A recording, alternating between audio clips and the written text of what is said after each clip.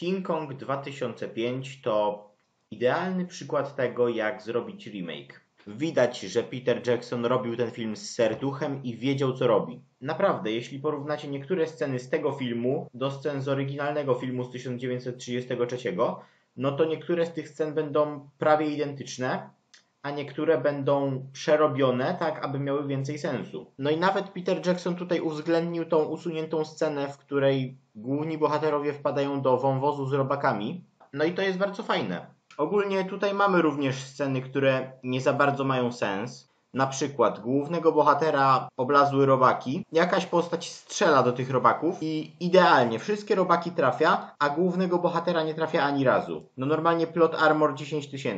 Chociażby inna scena, która nie ma specjalnie sensu, to scena, w której mamy brontozaury. No i w ogóle sam fakt, że one jedzą trawę, to nie za bardzo ma sens. One powinny jeść liście z drzew, to po pierwsze.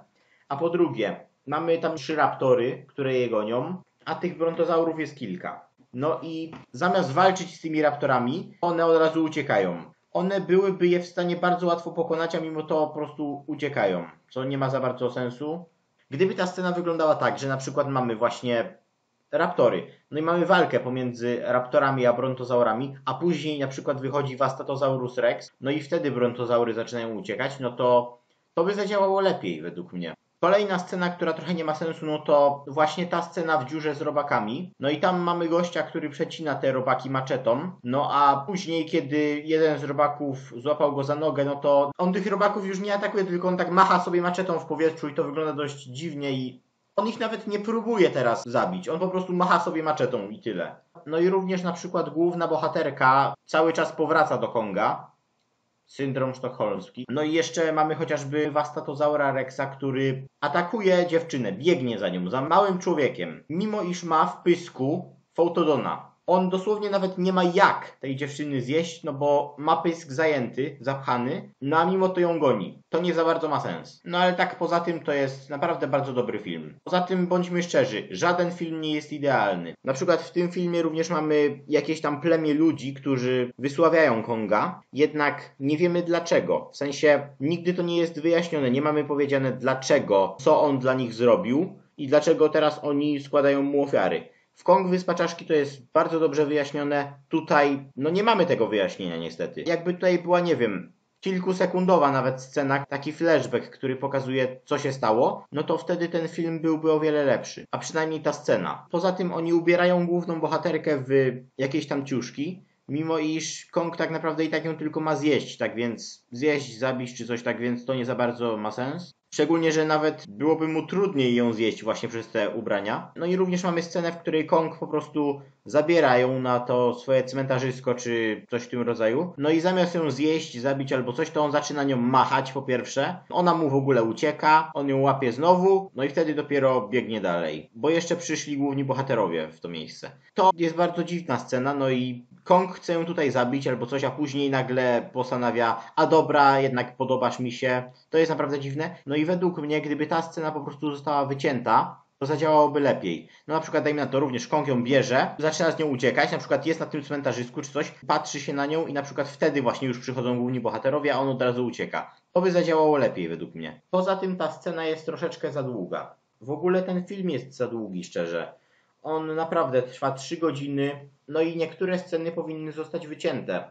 Szczególnie te sceny z paplaniną. Bo naprawdę ten film miał o wiele lepsze, usunięte sceny, które były super, miały dużo akcji, no i bardzo fajnie by było, gdyby się pojawiły w filmie. No jednak wtedy film byłby jeszcze dłuższy. Naprawdę, powinni według mnie wyciąć niektóre sceny, które mamy teraz w filmie i zastąpić je tymi usuniętymi scenami. Naprawdę, ta scena na bagnach była po prostu super. Tak samo jak ta scena z Feru-Kutusem. Tylko tutaj jego śmierć jest dość głupia, ponieważ wystarczyło strzelić mu w głowę, w jego opancerzoną głowę, żeby go zabić. Tutaj ta śmierć powinna zostać trochę zmieniona. W sensie na przykład, nie wiem, powinni strzelać mu w nogi i czekać, aż on się zapadnie. Albo powinien spaść na niego jakiś kamień, albo mogłoby go jakieś drzewo przywalić chociaż czy coś. Bo jego śmierć była głupia. Ale poza tym scena bardzo dobra. No i ta scena z ptakiem Moa również też była całkiem fajna. Ogólnie ta Wyspa Czaszki jest całkiem fajna.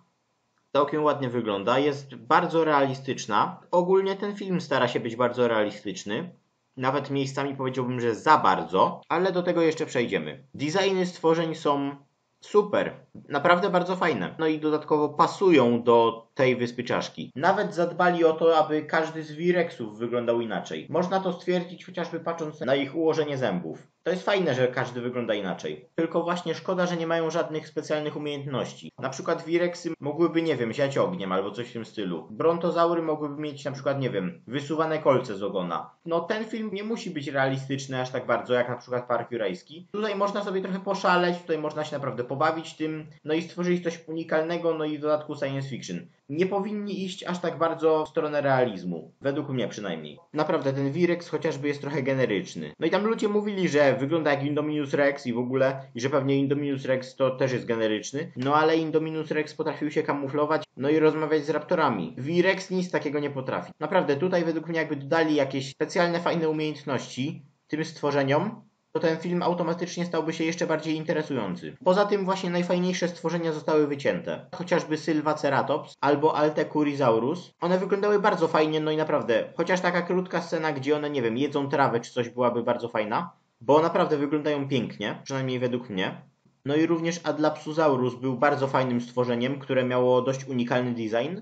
Bardzo bym chciał, żeby właśnie to stworzenie pojawiło się w filmie zamiast raptorów, które również nazywane są venatozaurami. No bo nie lubię tych raptorów. Naprawdę wyglądają okropnie. Wyglądają jak indoraptory, tylko bez tych takich szpilek na grzbiecie i na głowie. I jakby dostały, nie wiem, żelazkiem w twarz albo kowadłem w twarz. I powinny według mnie zostać zastąpione właśnie przez te usunięte stworzenia, bo one były bardzo fajne. No, ogólnie w oryginalnym filmie z 1933 mieliśmy stworzenia, które były dość dziwne i trochę bez sensu. Na przykład sauropoda, który jest mięsożerny. Albo również styrakozaura, który jest mięsożerny, co nie miało zbytnio sensu. A tutaj mamy dużego jaszczura, Foutodona tak zwanego. No i tak, owszem, ludzie już o tym mówili, ale tak, też uważam, że Dołk był na nim wzorowany. No a poza tym to również mamy robaki. Sam w sobie Kong jest po prostu dużą małpą, no i używa nawet swoich stóp. No i również wygląda jak prawdziwy alfa, jak prawdziwy kozak, jak srebrnogrzbiety goryl.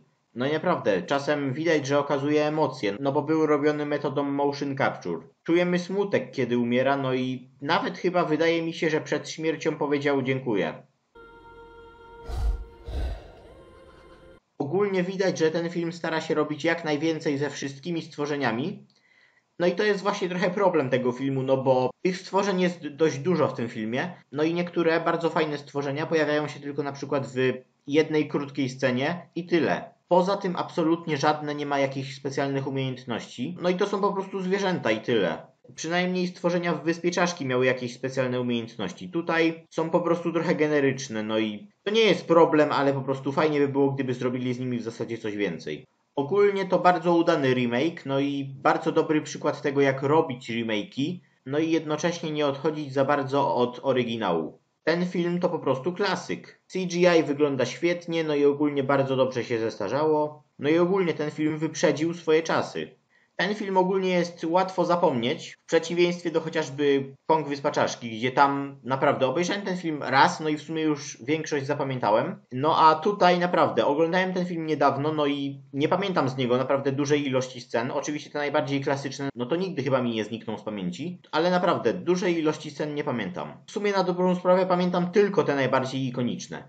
To również jest plus filmu, ponieważ bardzo chętnie obejrzałbym ten film jeszcze raz. Owszem, jest łatwy do zapomnienia, ale to dobrze. To w sumie dobrze, no bo za każdym razem jak się go ogląda, no to można zapamiętać kolejną rzecz i kolejną. I to jest bardzo fajne. Tak w ogóle to w filmie pojawia się Kyle Chandler, który również grał Marka Russella w Monsterverse, także fajnie. Daję temu filmowi ocenę 9 na 10, no bo jest to super film. Polecam każdemu, bo naprawdę warto go obejrzeć. Tak w ogóle to ten film również pokazuje, jak chciwi i okrutni potrafią być czasem ludzie. No i bardzo się cieszę, że ten film nie dostał sequela, bo sequel mógłby go kompletnie zrujnować. Tak jak pewien sequel zrujnował oryginalny film, który był arcydziełem. To w sumie tyle, co mogę powiedzieć na temat tego filmu, no bo o tym filmie nie da się dużo mówić.